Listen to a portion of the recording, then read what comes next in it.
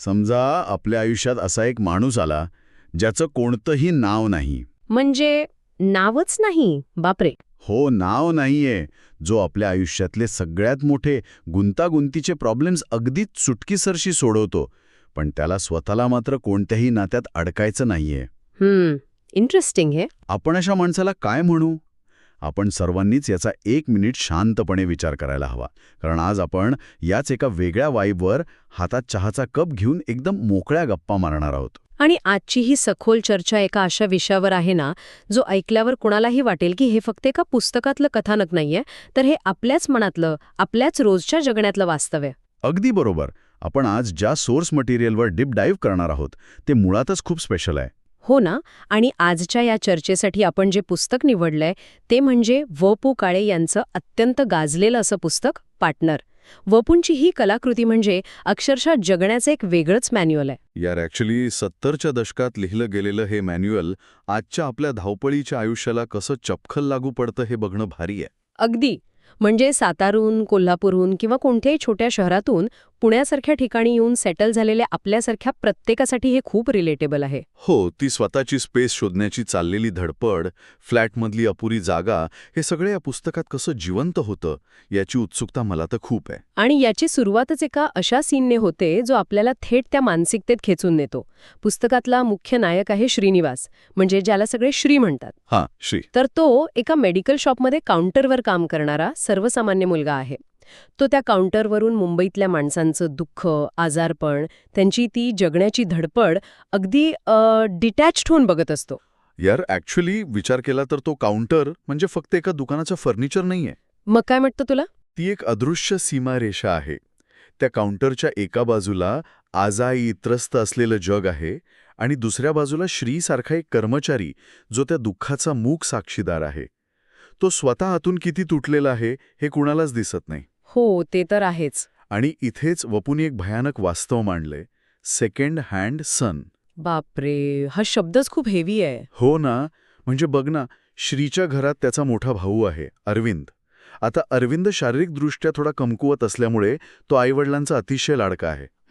आणि श्री हा घरातला उरलेला पोरगा आहे. त्याला घरात नेहमी दुय्यम वागणूक मिळते. भावाचे जुने कपडे, जुनी पुस्तकं, अगदी आईवडिलांचं ते काय म्हणतात त्याला उरलेलं प्रेम त्याच्या वाट्याला येतं. ती जी सेकंड हँड फिलिंग असते ना, ती माणसाचा आत्मविश्वास मुळापासून कसा उखडून टाकते हे वपूनी फार बारकाईने दाखवलंय. ओ माय गॉड, लिटरली रडायलाच आलं जेव्हा अरविंदचं लग्न होतं. अरे, तो सीन तर खूपच अस्वस्थ करणार आहे. हो ना. नवीन सून येते आणि जागा नसल्यामुळे श्रीला त्याच्याच घरातून, त्या आतल्या खोलीतून चक्क बाहेर गॅलरीत झोपायला पाठवलं जातं. हे खूपच भयानक आहे. इथे वपूंची ती जगप्रसिद्ध व्याख्या येते. नरक म्हणजे काय, तर आपल्याला हवा तेव्हा तिसरा माणूस न जाणं हाच नरक. अरे हे एक्झॅक्टली आपल्यासारखंच आहे. म्हणजे आजकाल पुण्यातल्या छोट्या खोल्यांमध्ये किंवा पीजीमध्ये राहताना आपण हेच तर अनुभवतो. हो ना. प्रायव्हसीचा पूर्ण बट्ट्याबोळ. प्रायव्हसी नसणं हा कसा नेक्स्ट लेव्हल प्रॉब्लेम असतो. एखादा थर्ड पर्सन आपल्याला नको असताना तिथेच चिकटून बसलेला असतो. तो फक्त फिजिकल स्पेस घेत नाही तर मेंटल स्पेस संपवून टाकतो. अगदी बरोबर. आणि अशाच एका रात्री जेव्हा श्री त्या गॅलरीत झोपलेला असतो, आयुष्याला कंटाळलेला असतो, तेव्हा त्याच्या आयुष्यात एंट्री होते या पुस्तकाच्या नावाची, म्हणजे पार्टनरची. रात्रीच्या वेळी गॅलरीत श्रीची या अनामिक माणसाशी भेट होते. तो श्रीला निवारा देतो पण स्वतःचं नाव अजिबात सांगत नाही. तो डायलॉग आठवतोय? हो. तो म्हणतो बारशाला नाव ठेवतात ते देहाचं, आत्म्याचं नाही. सिरियसली, हा विचार माइंडसेट पूर्णपणे बदलणारा आहे. हो, कारण नावामागे एक इतिहास असतो, समाजाच्या अपेक्षा असतात. जेव्हा तो स्वतःचं नाव सांगत नाही तेव्हा तो त्या सगळ्या सामाजिक ओझ्यातून स्वतःला मुक्त करतो. इथूनच पार्टनरशिप या शब्दाचा खरा अर्थ उलगडतो. म्हणजे पार्टनरशिप नक्की कशी असावी? पार्टनरशिप ही गरजेवर आधारित असावी, नीडवर, सामाजिक फायद्यावर नाही. आणि याच संदर्भात पुस्तकातलं ते एक वाक्य फारच भारी आहे. Success is a relative term, more success more relatives. हा, हे तर आजच्या जगात तंतोतंत खरं ठरतंय. म्हणजे यश हे सापेक्ष आहे. जितकं यश तितके नातेवाईक. नाती ही कशी व्यवहारी झाली आहेत हे स्पष्ट होतं. पण मला इथे एक गोष्ट खटकली आणि ती मला खरंच मांडायची आहे. नक्कीच. काय खटकलं? नाही यार, मला वाटतं ऑथरचा पॉइंट वेगळा होता. पार्टनर हा मुळात घरातून पळून आलेला, जबाबदारी झटकणारा माणूस आहे. असं का वाटतं तुला? म्हणजे बघ ना, तो घर का सोडतो? तर बापाने जेवताना साजूक तूप मोजून वाढलं म्हणून. आता मध्यमवर्गीय घरात तुपासारखी गोष्ट मोजूनच वाढणार ना. हां, पण त्या एका छोट्याशा कारणावरून घर सोडणं बेसिकली हा पळपुटेपणा आहे. संसाराची जबाबदारी न घेण्याची वृत्ती आहे. अरे काहीतरीच. नीट वाचलं नाहीस तू हे पुस्तक. ओके, मग तूच सांग तुझं वर्जन. ऐक, तो प्रसंग फक्त तुपासा नाहीये. पार्टनरचा बाप जेव्हा त्याच्या पानावर तूप पाडतो ना, तेव्हा तो नुसता तूप पाडून थांबत नाही, तर तो अत्यंत रागाने पाहतो.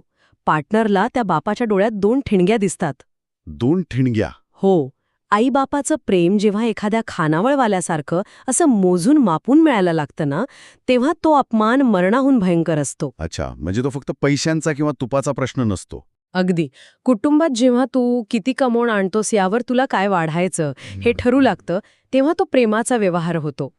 आणि हे पळपुटेपणा नाहीये, तर स्वतःचा स्वाभिमान जपण्याची कृती आहे.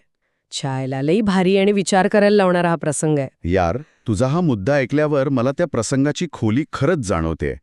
तो ट्रान्झॅक्शन विरुद्ध अनकंडिशनल लव्ह असा संघर्ष आहे. प्रेमाला अटी लागू झाल्या की तो नरक बनतो. अगदी बरोबर. आणि अरे थांबा, जे लोक हे ऐकतायत त्यांनी अजून सबस्क्राईब नाही केले का अक्षरवारीला? आत्ताच करा.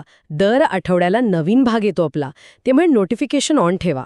सिरियसली सांगतोय, हे एकदम फ्री आहे. आणि अशा भारी गप्पा मिस करू नका. हो ना? तर आपण पुढे जाऊया. श्रीच्या आयुष्यात जेव्हा किरण नावाची मुलगी येते, तेव्हा त्याची विचारधारा पणाला लागते. द मिरेज ऑफ किरण. श्री जेव्हा तिला काउंटरवरून बघतो तेव्हा ती इतकी सुंदर आणि वेलड्रेस्ड असते की श्रीला वाटतं ही खूप हाय क्लास मुलगी आहे. गरवारे किंवा आपटे घराण्यातलीच असेल. तो आपला क्लास परसेप्शनचा खोटा खेळ असतो ना? हो, आपण माणसांना कपड्यांवरून जज करतो, पण प्रत्यक्षात ती त्याच्यासारखीच सर्वसामान्य मध्यमवर्गीय मुलगी असते. आणि तिथेच वपूंची ती प्रेमाची झुळूक थिअरी येते. वपू म्हणतात, पोरगी म्हणजे एक झुळूक असते, ती अंगावरून जाते, सुख देते, पण तिला मुठीत पकडण्याचा प्रयत्न केला की ती संपते. हे पुण्यातल्या किंवा आजच्या तरुण मुलांच्या व्हाईबशी किती जोडलेलं आहे. आपण नात्यांमध्ये मालकी हक्क गाजवायला जातो आणि सगळं बिघडवतो. हो, पॉझिटिव्हनेस. आपण दुसऱ्या व्यक्तीला मुठीत पकडण्याचा प्रयत्न करतो. डेटिंग ॲप्सच्या जमान्यात माणसांवर मालकी हक्क दाखवतो, पण प्रेमाला झुळकीसारखं वागवलं पाहिजे. एक्झॅक्टली. आणि या पुस्तकातला अजून एक भाग जो मला प्रचंड आवडला, तो म्हणजे यातले फेमिनिस्ट अंडरकरंट्स. 70च्या दशकातलं पुस्तक असूनही. हो, श्री सकाळी बायकोच्या आधी उठून चहा करतो आणि किचनच्या फरशा पुसतो. सो रिलेटेबल यार. हे आजच्या काळातही किती गेम चेंजर आहे. अरे खरंच की. आजकालच्या काळात आपण समानतेच्या गप्पा मारतो, पण तिथे घरगुती कामांमधला पुरुषी अहंकार गळून पडण्याचं महत्त्व वपूंनी सहजतेने मांडले. तो मॅचो मॅन बनण्याचा प्रयत्न करत नाही. हो, तो शांतपणे आपला संसार सावरतो. आणि या सगळ्यात पार्टनरशीला जो सर्वात मोठा एकदम नेक्स्ट लेवल धडा देतो तो कमाल आहे. कोणता धडा? As you write more and more personal, it becomes more and more universal. म्हणजे जसजसं आपण अधिक वैयक्तिक लिहितो तसतसं ते वैश्विक बनत जातं. अगदी. पार्टनरश्रीला स्वतःच्या आतल्या असुरक्षितता, दुःख कागदावर उतरायला सांगतो. आणि जेव्हा तो ते लिहितो तेव्हा त्याला जाणवतं की हे फक्त त्याचं एकट्याचं दुःख नाहीये. माणसाचं सर्वात खाजगी दुःख हे जगातल्या प्रत्येकाचं दुःख असतं. बरोबर. म्हणूनच हे पुस्तक आजही प्रत्येकाला स्वतःचं वाटतं, कारण ते इतकं पर्सनल आहे की ते युनिव्हर्सल होऊन जातं. हो, ती आपल्या प्रत्येकाच्या आयुष्याची गोष्ट बनते. जाता जाता जे लोक आपल्याला ऐकतायत त्यांना मला एक विचार करायला लावायचा आहे. पुस्तकात म्हटलंय तसं नाव फक्त देहाचं असतं, आत्म्याचं नाही. विचार करा, जर आज समाजातील सगळी लेबल्स, पदवी, नाव सगळं काढून घेतलं तर आपली खरी ओळख काय उरेल? आपण आतून नक्की कोण आहोत? हा, खूपच खोल विचार आहे. हे पुस्तक नक्की वाचा. आयुष्याकडे बघण्याचा पर्स्पेक्टिव्ह बदलेल, गॅरंटीड. आणि ऐकणाऱ्यांनी कमेंट करून नक्की सांगा यातला कुठला पार्ट तुम्हाला सगळ्यात जास्त रिलेटेबल वाटला. पुढच्या भागात एक और मस्त पुस्तक येतंय, अजिबात मिस करू नका. बाय. जय महाराष्ट्र. जय महाराष्ट्र.